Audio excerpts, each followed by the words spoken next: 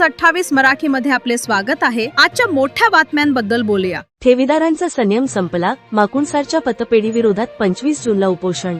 आयुष्यभर कष्ट करून साठवलेले पैसे परत कधी मिळणार, हा प्रश्न सध्या माकुणसार व परिसरातील शेकडो ठेवीदारांना सतावत आहे। बहुजन विकास ग्रामीण बिगर शेती पतपेढी संस्थेत अडकलेल्या ठेवींचा प्रश्न दिवसेंदिवस गंभीर होत असताना ठेवीदारांमध्ये असंतोषाची भावना तीव्र होत चालली आहे।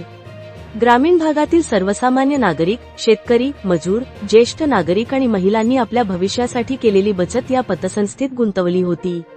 मात्र गेल्या काही वर्षांपासून अनेक ठेवीदारांना त्यांच्या ठेव रकमा परत मिळालेल्या नसल्याचा आरोप होत आहे। त्यामुळे अनेक कुटुंबांचे आर्थिक नियोजन विस्कळीत झाले असून काही ठेवीदारांना वैद्यकीय उपचार, शिक्षण आणि कौटुंबिक गरजांसाठीही अडचणींचा सामना करावा लागत असल्याचे सांगितले जाते।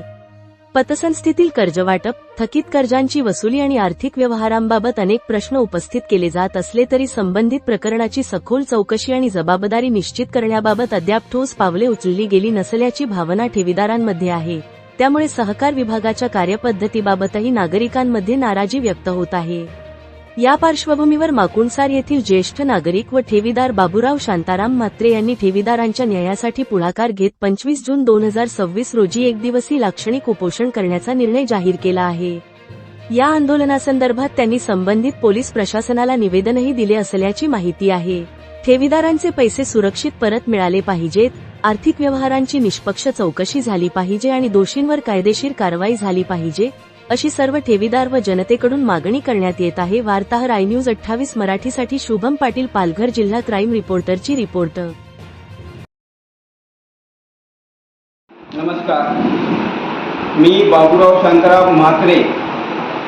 माकुणसार या पतपेढीमध्ये माझे बरेचसे पैसे अडकलेले आहेत आणि या पतपेढीमध्ये अनेक लोकांनी पैसे गुंतवून आज ते बुडण्याच्या मार्गावर आहेत।